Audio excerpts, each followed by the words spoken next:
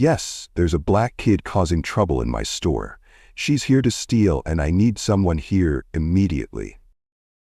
The white manger held her phone tightly as she spoke to the police, staring down at the young kid, Madison Taylor, who was simply trying to buy a birthday dress for her mother. Madison stood there in shock, clutching her carefully saved money, watching this woman lie to the authorities about her with zero remorse. Suddenly, the alarms began wailing throughout the shopping center. Emergency lights bathed the store in flashing red as shoppers rushed toward the exits. In the midst of this chaos stood Madison, frozen as the approaching sirens grew louder outside. But here's what Karen Stevens didn't know. She had no idea who she was messing with. She thought she was dealing with just another black girl she could intimidate and humiliate, but she was dead wrong. Before we start the story, if you stand against discrimination, hit the subscribe button, type yes, and where you're watching from in the comments. You will definitely get a heartwarming reply from us. Madison Taylor, the young black girl, had been raised by a single mother who taught her about respect and kindness. Madison's mother, Michelle, was turning 40 in just 1 week, and this incredible daughter had been planning the perfect surprise for months. She'd been saving every penny from her allowance, $450. That might not sound like much to some people, but for a 14-year-old, that was a fortune earned through pure dedication and love. Madison had researched the perfect dress online for weeks. She knew exactly what she wanted, something elegant and beautiful that would make her hardworking mother feel like a queen on her special day. And she'd decided to do something she'd never done before: shop at her mother's boutique all by herself. She wanted this to be her gift, her surprise, her way of showing her mother how much she appreciated everything she'd sacrificed for them. So there Madison was, walking into Bella's boutique with her heart full of excitement and her carefully counted money in her purse, ready to make her mother's birthday dreams come true. Her mother? Michelle Taylor wasn't just any mother. At 40 years old, she was the CEO and owner of Prestige Fashion Group, a multi-million-dollar company that she'd built from absolutely nothing. Prestige Fashion Group owned Bella's boutique. The very store where Madison was shopping belonged to her own mother. Karen Stevens, 45 years old, was the store manager at Bella's boutique for 6 years, and absolutely convinced that she was the guardian of the store's upscale reputation. Karen saw herself as a gatekeeper, deciding who belonged in her boutique and who didn't. She'd perfected the art of disguising her deep-seated prejudices as store policy, always finding professional-sounding reasons for treating certain customers differently. Karen had built her entire identity around managing this high-end store, believing that excluding the wrong kind of people was protecting the business. She had no clue that she was about to come face to face with the woman who actually owned everything she thought she was protecting. The moment Madison Taylor stepped through the glass doors of Bella's boutique, Karen Stevens' eyes locked onto her like a predator spotting prey. Here was a young black girl, walking into her upscale store unaccompanied by any adult. In Karen's twisted mind, this was already suspicious. This was a boutique where dresses started at $300 and went up to $500 or more. What was a kid doing here alone? Just 2 minutes before Madison arrived, a white woman in her 30s had walked in with her teenage daughter, and Karen's entire demeanor was completely different. "Good afternoon, ladies. Welcome to Bella's. How can I help you find something absolutely stunning today?" Karen's voice was warm, welcoming, filled with genuine enthusiasm. She guided them to the newest arrivals, offered them complimentary water, and asked about special occasions they might be shopping for. But when Madison approached the counter with a polite smile, ready to ask for help finding the perfect dress for her mother's birthday, Karen barely looked up from her paperwork. No greeting, no welcome, nothing. Madison stood there for a full 30 seconds, waiting patiently like the well-mannered child she was, before finally saying, "Excuse me, ma'am, I'm looking for a dress for my mother's birthday." Karen glanced up with the most dismissive look you can imagine. "Dresses are over there," she said coldly, pointing vaguely toward the back of the store without even making eye contact. No offer to help, no questions about what Madison was looking for, no attempt at customer service whatsoever.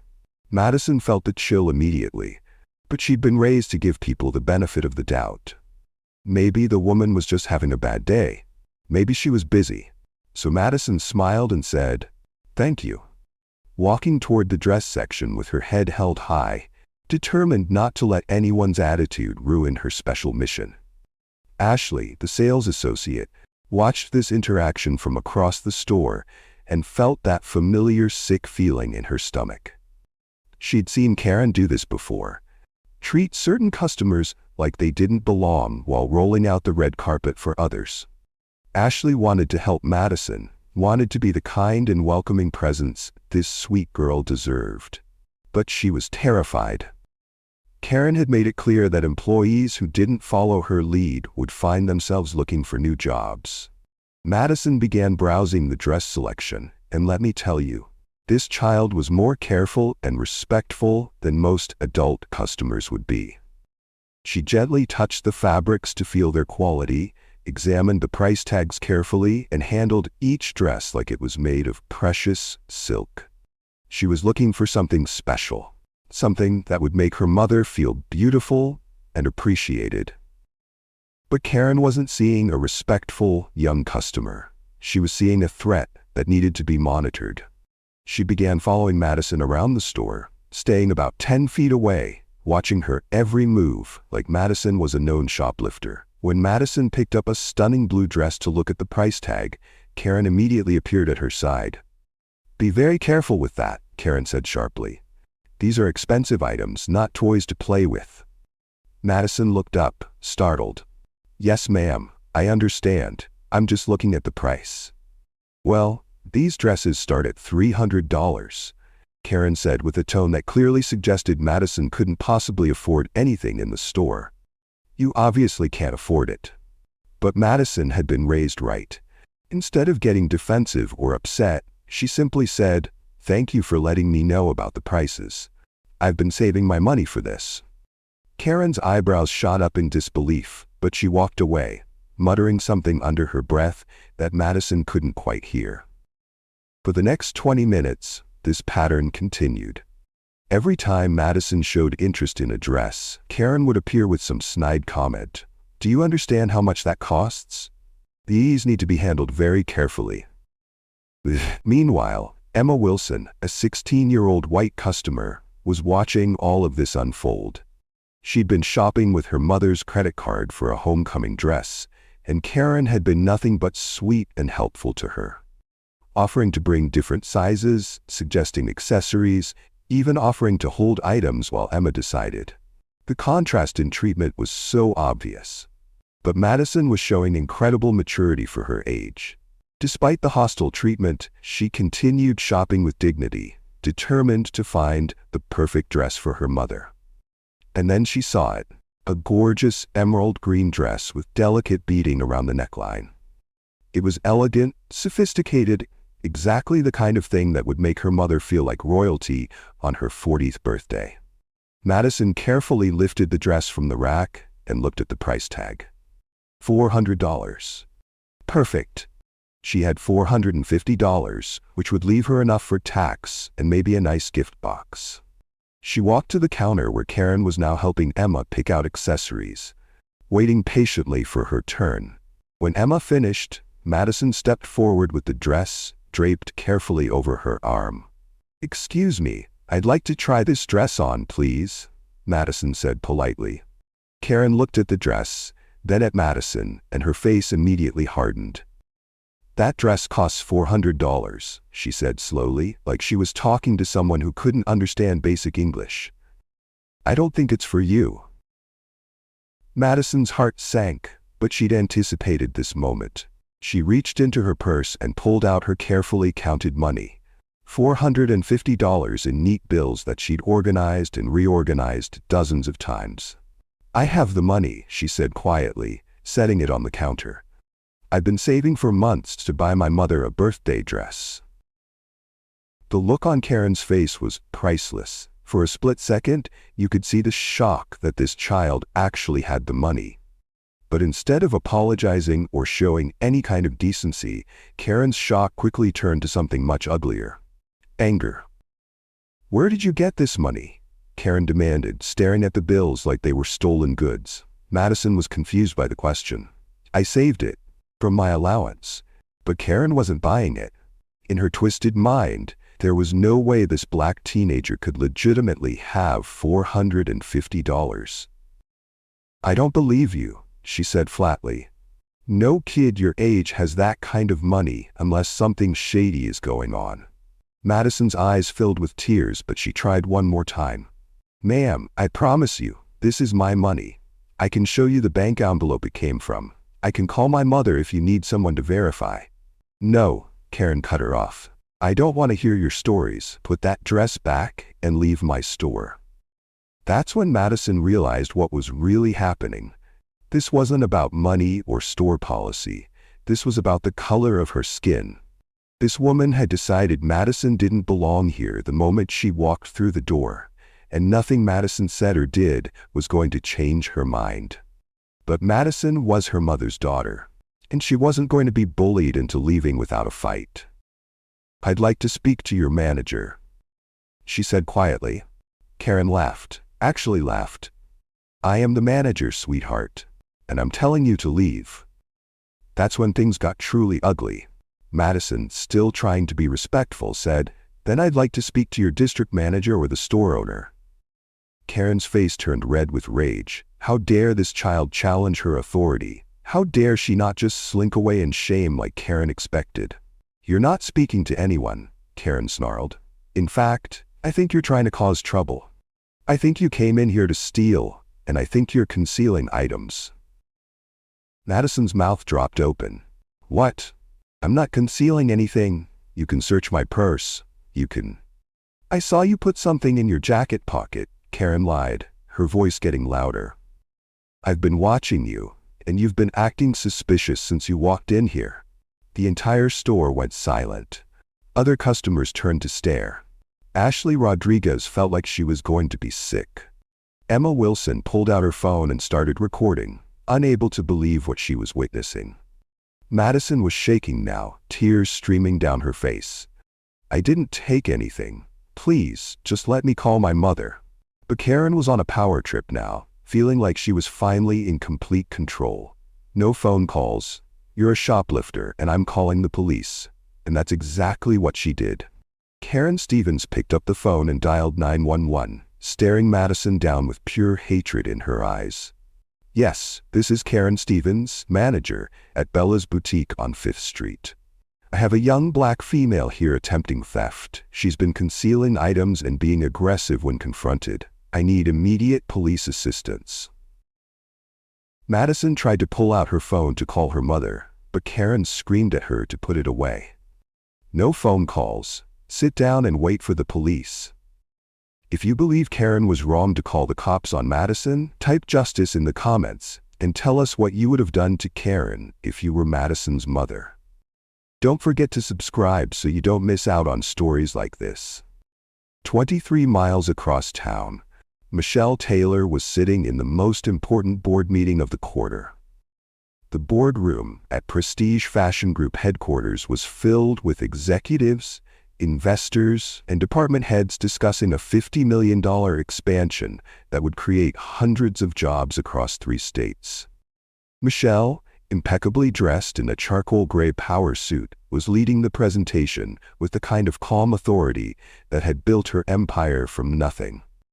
Sitting directly across from her was Richard Blackstone, the biggest investor in the company, and a man who'd made it clear he thought a black woman couldn't run a fashion empire.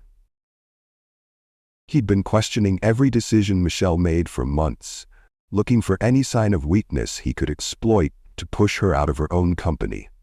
"As you can see from these projections," Michelle was saying, pointing to the massive screen behind her, "our third quarter profits exceeded expectations by 18%, and customer satisfaction scores are at an all-time high across all our retail locations."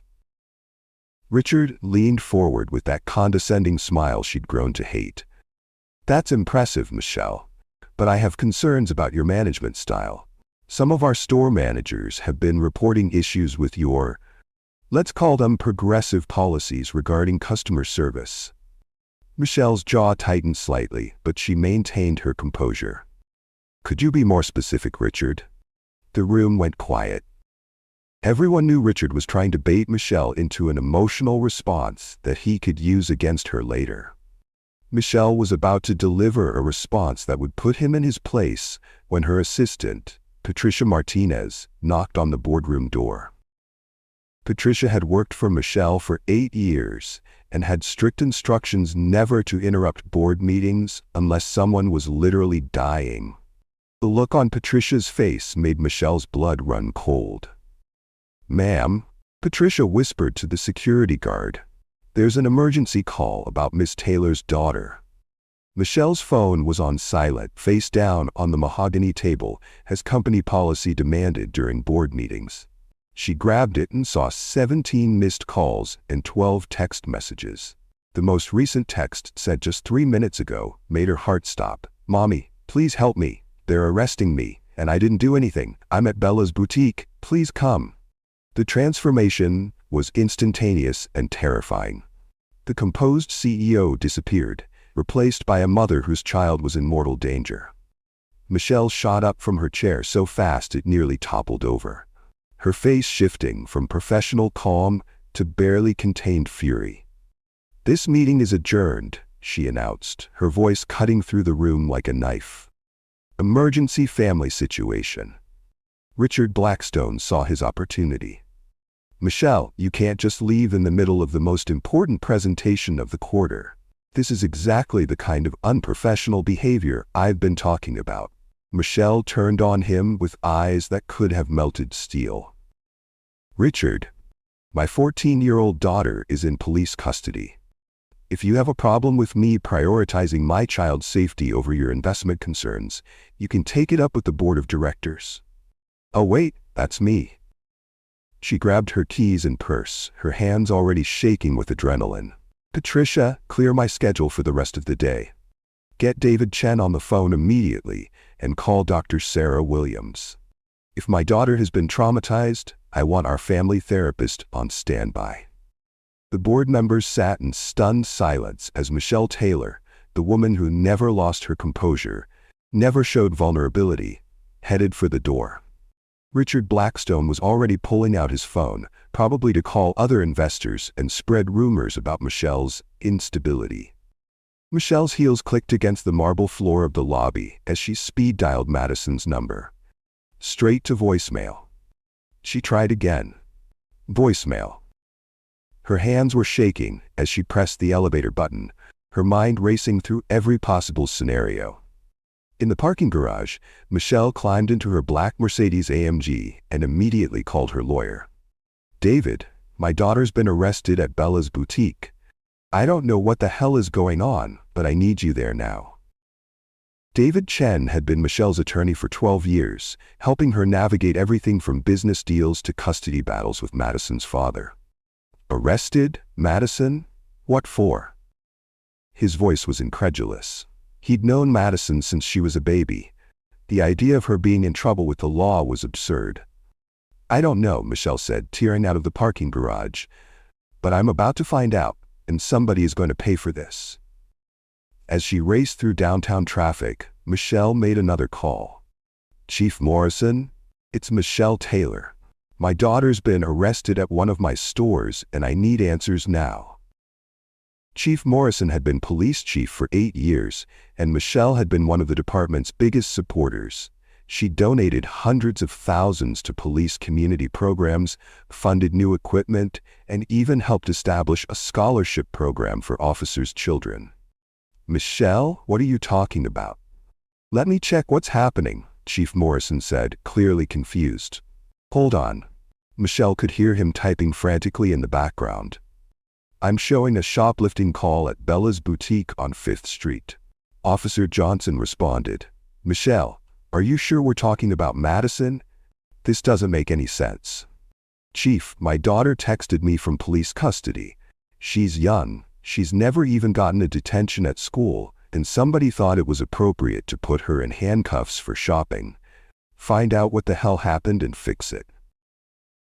Meanwhile, across town, the news was starting to spread through Michelle's network.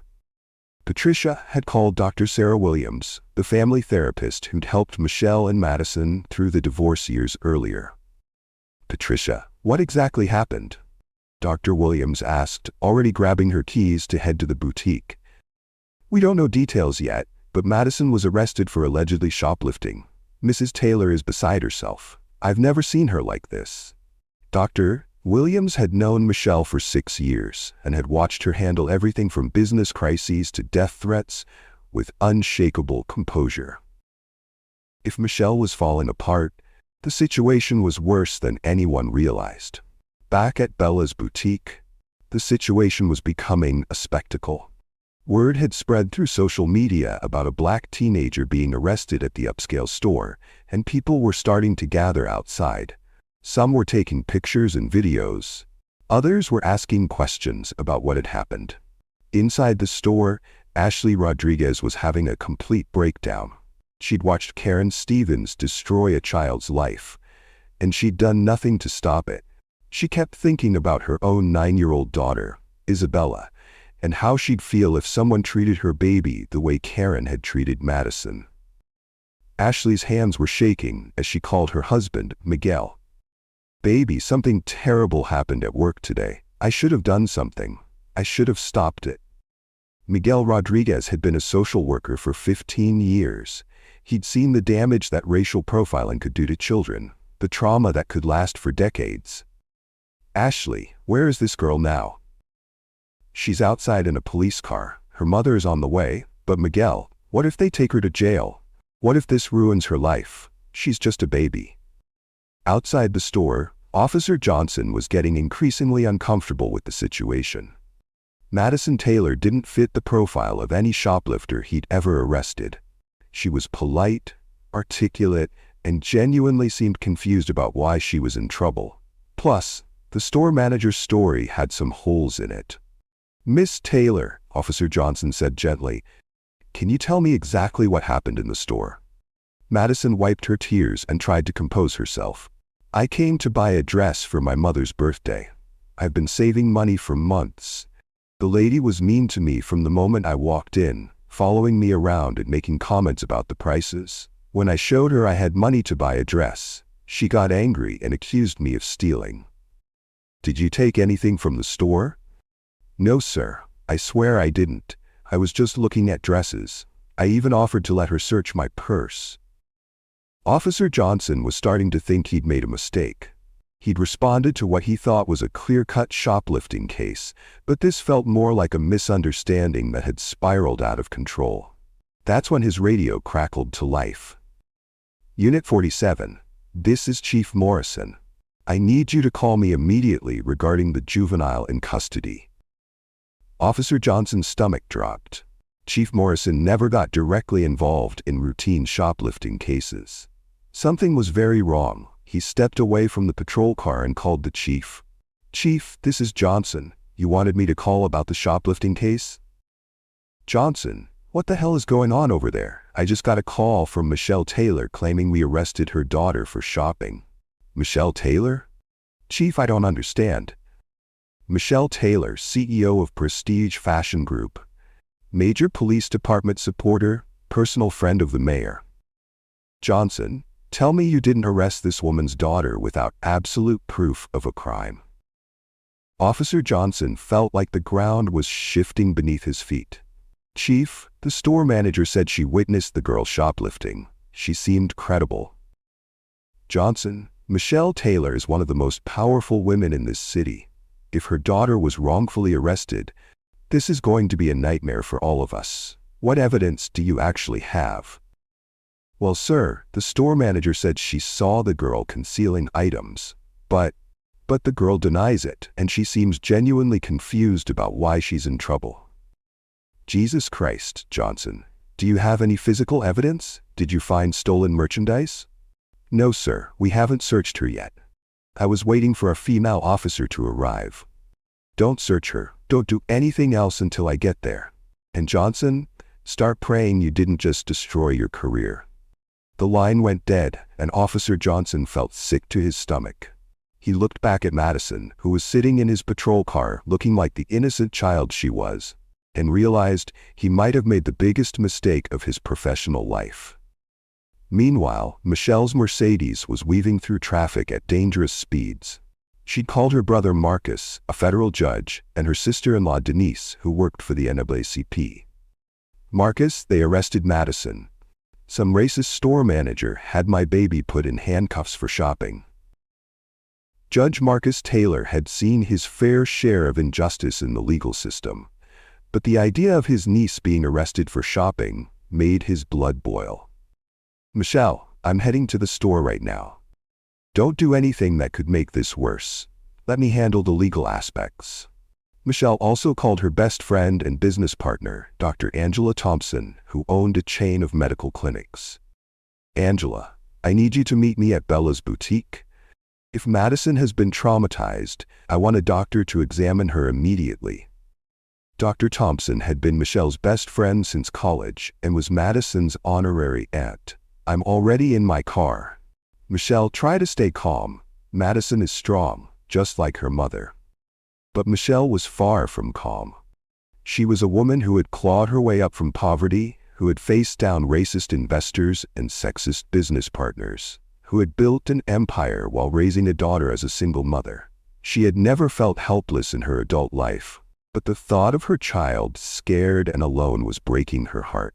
As she raced through the city, Michelle's phone kept ringing. News of the arrest was spreading through her network of friends, colleagues, and business associates. Everyone who knew Madison was shocked.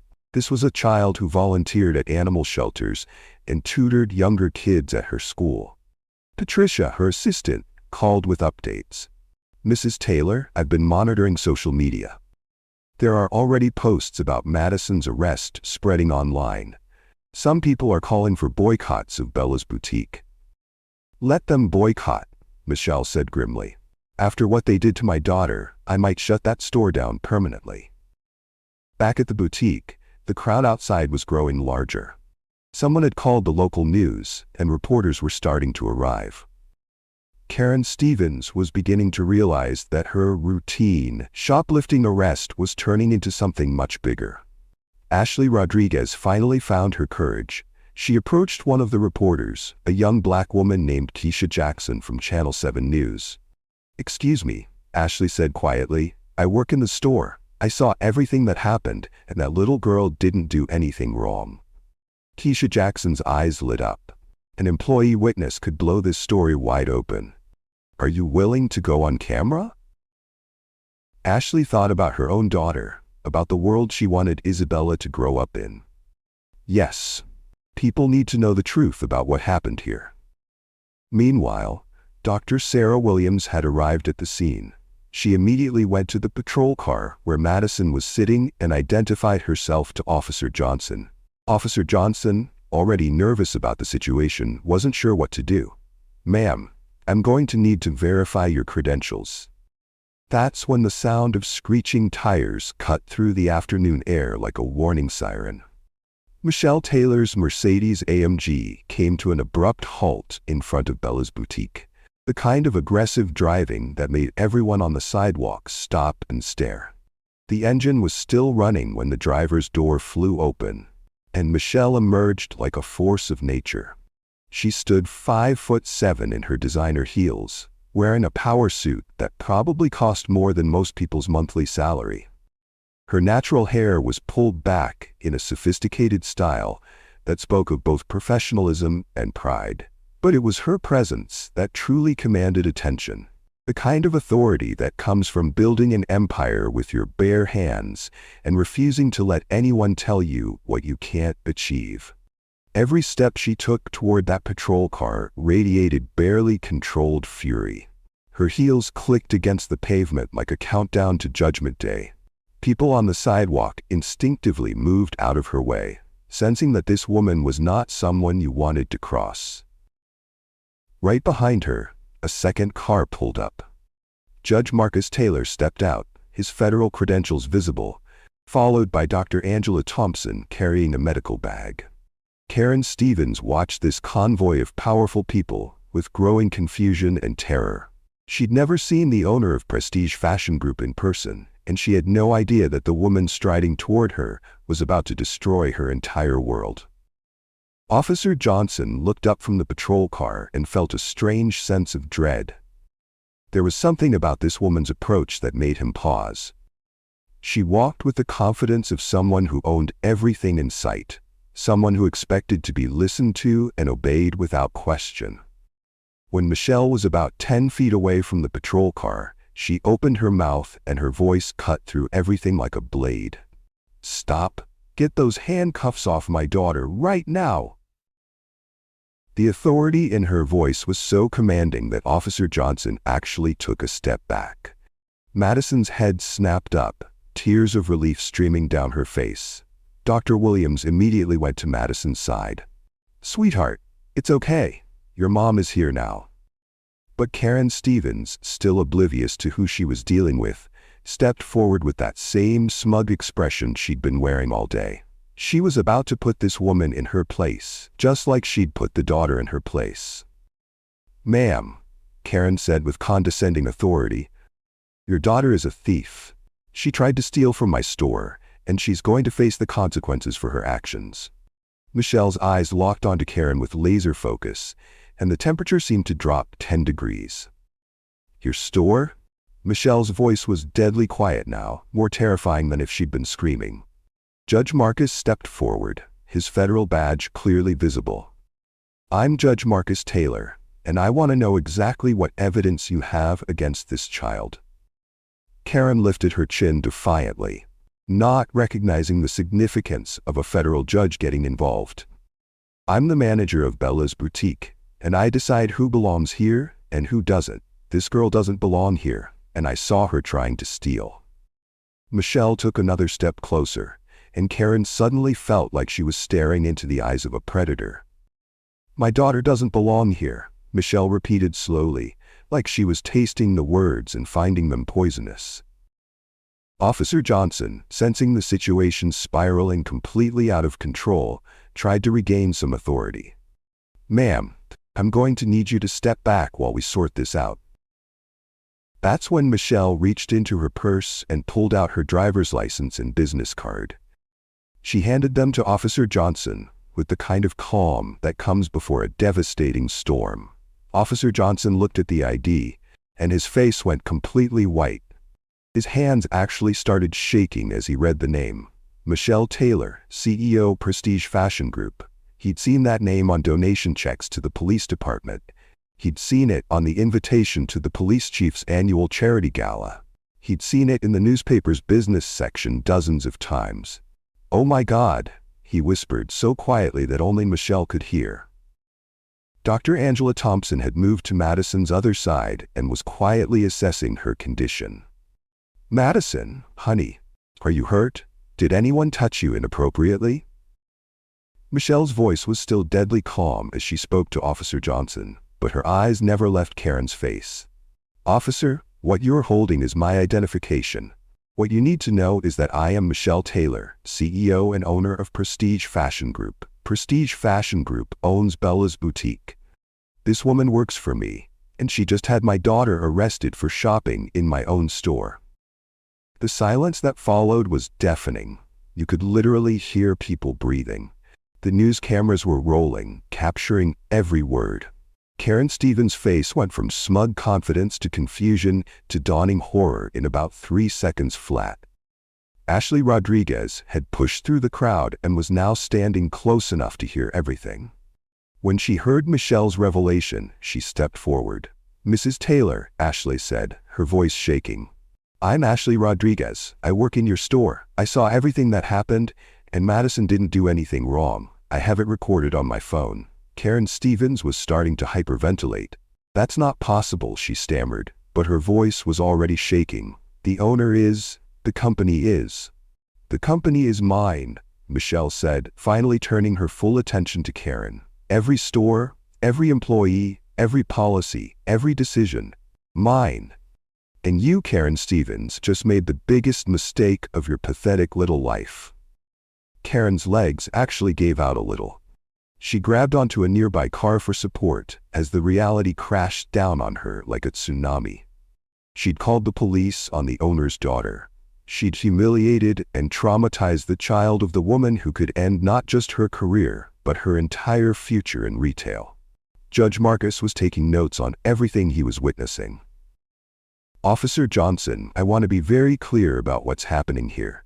This child was arrested based solely on the accusations of a store employee who has just been revealed to have a clear conflict of interest. Is that correct? Officer Johnson was sweating now. Your Honor, I responded to a shoplifting call. The store manager said she witnessed a theft in progress. Did you find any stolen merchandise on the child? No, sir. We haven't searched her yet. Did you review any security footage? The manager said the cameras weren't working. Dr. Williams looked up from her examination of Madison. This child shows clear signs of trauma and distress. Her pulse is elevated, she's showing symptoms of a panic attack, and she's been crying for over an hour. Officer, keeping a child in handcuffs based on such flimsy evidence could constitute child abuse. Michelle walked over to Madison, who was still in handcuffs, and gently touched her daughter's face. Baby, are you okay? Did anyone hurt you? Madison nodded through her tears. Mommy, I didn't do anything wrong. I just wanted to buy you a birthday dress with my own money.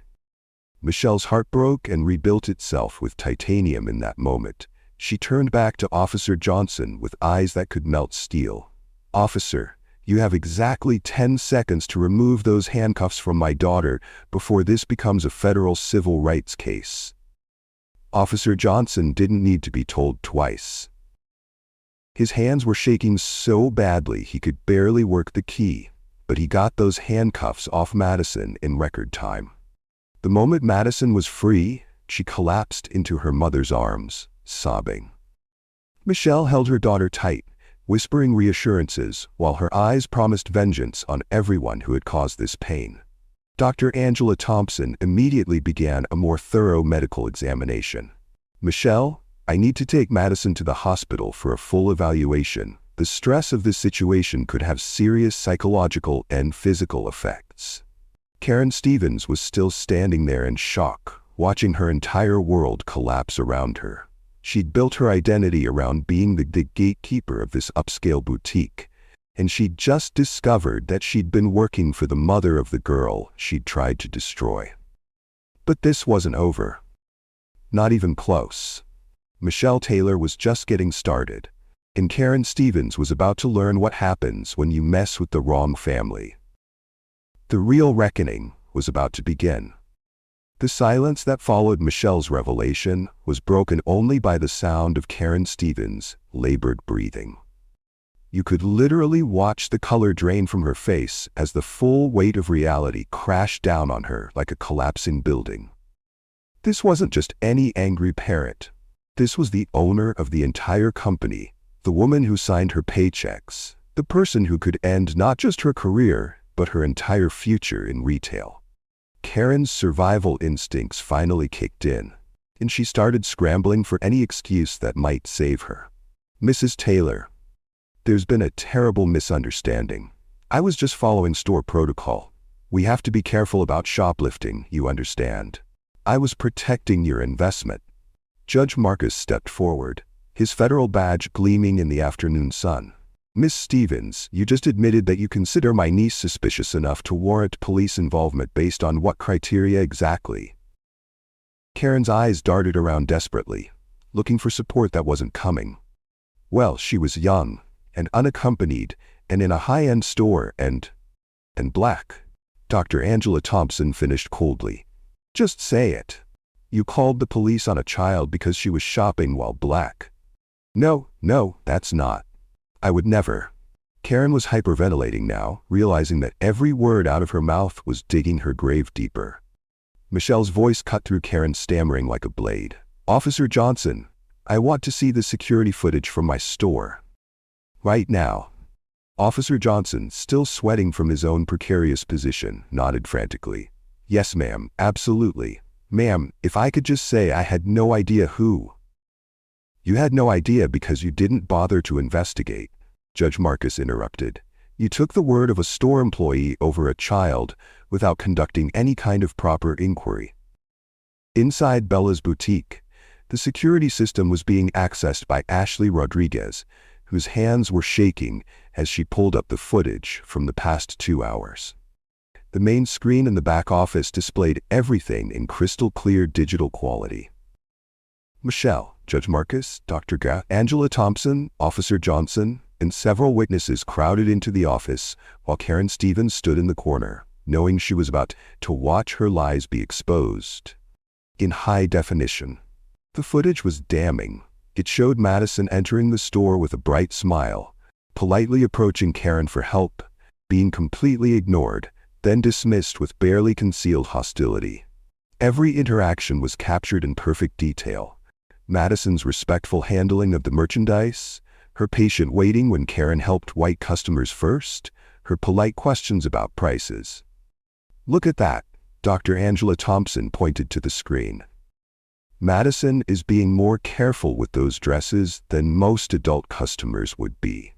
The footage showed Karen following Madison around the store like she was tracking a criminal, hovering over her, making comments that clearly made Madison uncomfortable. Then came the moment Madison showed Karen her money. You could see the shock on Karen's face, followed immediately by anger rather than apology. Right there, Ashley said, pointing to the screen with tears in her eyes. That's when Madison showed her the $450. Look at Karen's reaction. She's not surprised that Madison has money. She's angry about it. The most devastating part of the footage came next. It clearly showed Madison doing absolutely nothing wrong. No concealing of merchandise, no suspicious behavior, no theft of any kind. When Karen claimed to have seen Madison concealing items, the camera showed Madison simply adjusting her jacket after getting warm in the store. Judge Marcus was taking detailed notes. Officer Johnson, what you're seeing here is clear evidence that Miss Stevens made a false police report. Madison committed no crime whatsoever. Karen made one last desperate attempt to save herself. The cameras don't show everything. She could have concealed items when the camera couldn't see. Michelle turned to look at Karen with such contempt that the woman actually took a step backward. So your defense is that my daughter is some kind of master criminal who managed to steal merchandise that somehow became invisible? Is that really the story you want to stick with? That's when Ashley Rodriguez found her voice and her courage. She'd been silent for too long, complicit in Karen's discrimination through her inaction, but watching this family's pain had awakened something in her that couldn't be silenced anymore. Mrs. Taylor, Ashley said, stepping forward, I need to tell you everything I witnessed today, and I need to apologize for not speaking up sooner. Ashley pulled out her phone and showed the recorded footage she'd captured. I recorded parts of what happened because I knew it was wrong, but I was scared for my job. I watched Karen treat your daughter completely differently than she treated white customers. I watched her follow Madison around the store like she was a criminal. I watched her refuse to believe Madison had legitimate money to make a purchase. The phone footage was even more damning than the security cameras because it included audio. You could hear Karen's condescending tone, her snide comments about Madison not belonging in the store, her dismissive attitude when Madison tried to explain she had money to buy a dress. Michelle walked slowly toward Karen Stevens, her heels clicking against the floor like a countdown to judgment. Karen instinctively backed away until she was pressed against the wall with nowhere to go. Karen Stevens, Michelle said, her voice so quiet that everyone had to strain to hear, you destroyed my daughter's innocence today. You took a child who trusted the world and taught her that some people will hate her for the color of her skin. You traumatized a young girl who was trying to buy her mother a birthday present. Karen was crying now, mascara running down her cheeks in dark streams. Mrs. Taylor, please, I'm sorry. I made a mistake. I can learn. I can change. You're sorry? Michelle's voice rose slightly, and everyone could hear the fury she was keeping in check. You're sorry that you got caught. You're sorry that your victim turned out to be connected to someone with power. But you're not sorry for what you did to my child. Judge Marcus stepped forward with official authority. Miss Stevens, what you did today constitutes filing a false police report, which is a criminal offense. You could face charges. Officer Johnson, realizing his own career was hanging by a thread, tried to interject. Ma'am, Mrs. Taylor, I want to apologize for my role in this. I should have investigated more thoroughly before making an arrest. Michelle turned her laser focus on Officer Johnson. Officer, you put handcuffs on my 14-year-old daughter based on the word of a woman who clearly had racial bias. You didn't ask for evidence. You didn't review security footage. You didn't even question why a child with $450 in cash would need to steal a dress she could afford to buy. Dr. Angela Thompson looked up from her examination of Madison. Michelle, I need to get Madison to the hospital for a full trauma evaluation. Her blood pressure is elevated, she's showing signs of acute stress reaction, and she needs immediate psychological support.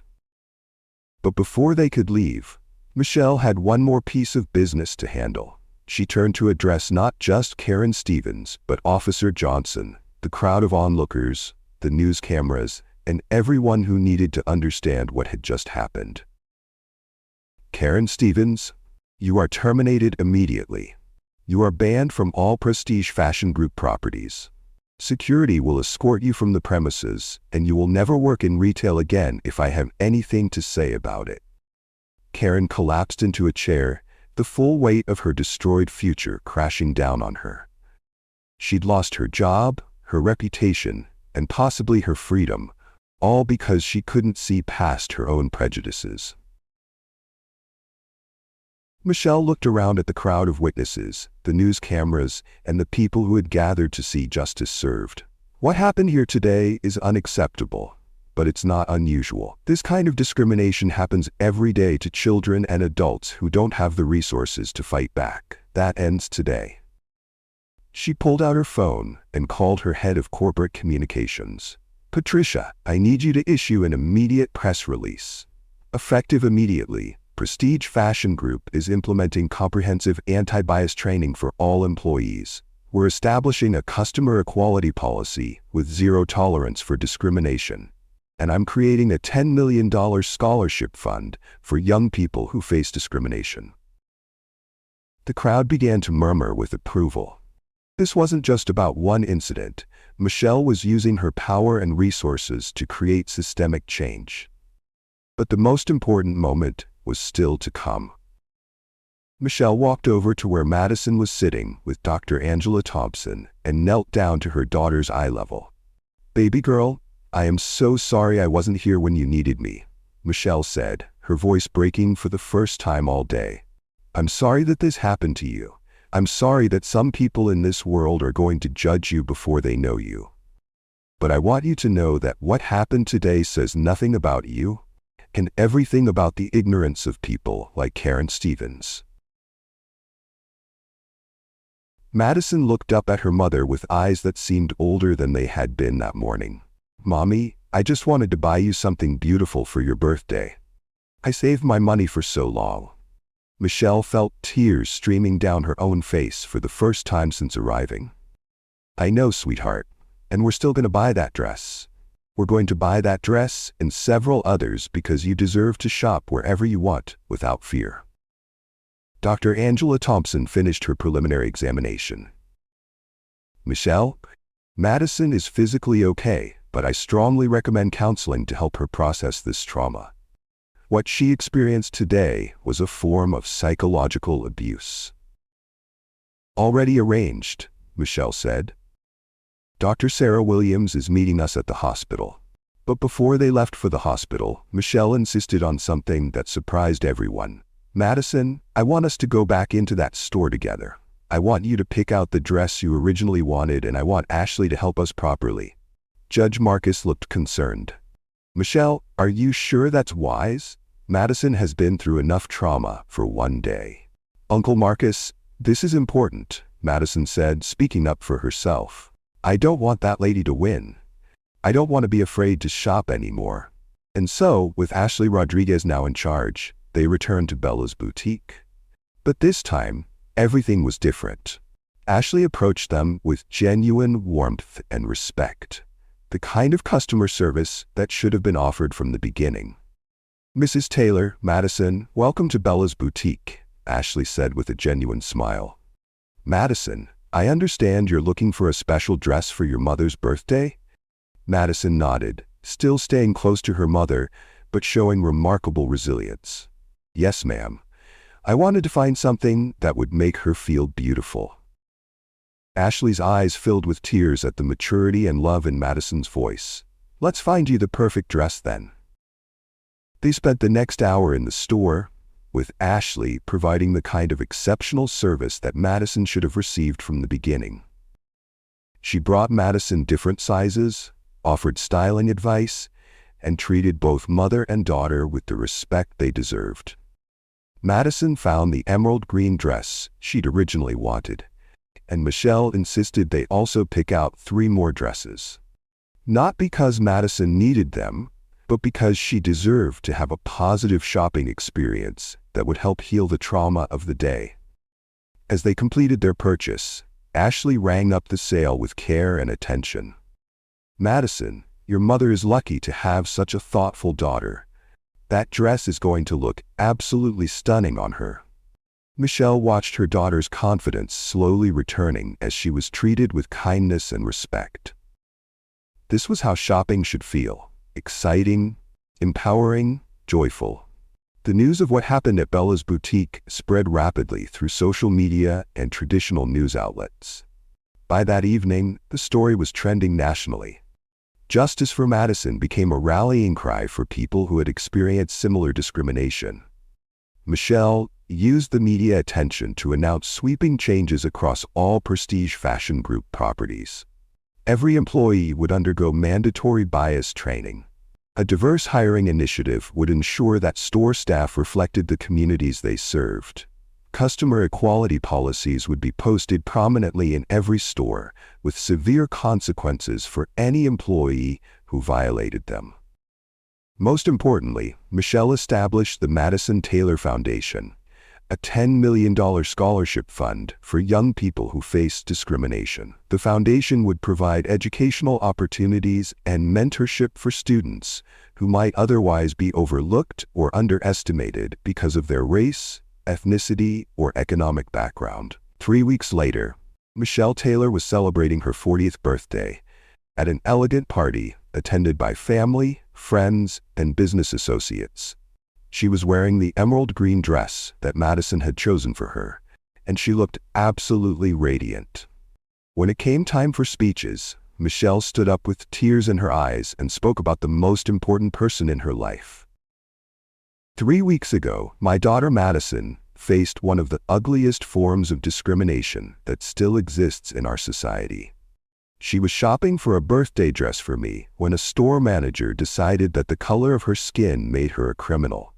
Madison was arrested, handcuffed, and traumatized for the crime of shopping while black." The room was silent, everyone hanging on her every word. But what that store manager didn't know was that she wasn't just attacking any child, she was attacking my child. And what she really didn't know was that her victim had more courage, grace, and dignity than she could ever hope to possess. Michelle looked directly at Madison, who was sitting at the head table, beaming with pride. "Madison, you showed me something that day that I'll never forget. When the world was cruel to you, you didn't become cruel in return. When someone tried to make you feel small, you stood tall. When injustice tried to break your spirit, you fought back with truth and integrity. You inspired me to use my power and resources to make sure this never happens to another child."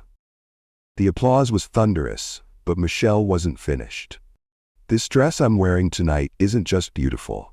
It represents something much more important.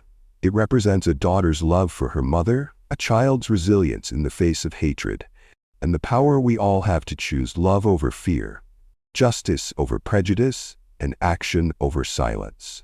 Michelle raised her glass. To Madison Taylor, who at 14 years old taught her mother and everyone else in this room that change starts with having the courage to speak up. Every child deserves to dream, shop, and exist without fear. The standing ovation lasted for 5 full minutes, with many guests wiping away tears. Madison stood up and hugged her mother.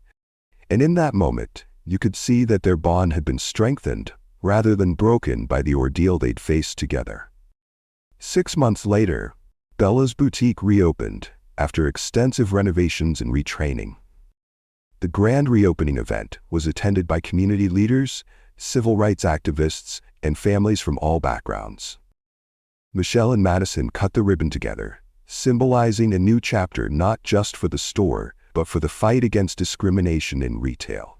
Karen Stevens never worked in retail again. Officer Johnson received additional training on bias and proper investigation procedures. But more importantly, Madison Taylor grew up knowing that her voice mattered, that injustice could be fought, and that sometimes the most powerful thing you can do is simply refuse to be silenced. The dress that started it all, the emerald green dress that Madison chose for her mother's birthday, became a symbol of love overcoming hate, courage triumphing over fear, and the unbreakable bond between a mother and daughter who changed the world by refusing to accept discrimination as normal. Every child deserves to dream, shop, and exist without fear. Because of Madison and Michelle Taylor's courage, thousands of children would have that chance. If you enjoyed this story, like, subscribe, and share to others so they can learn too. See you in our next video.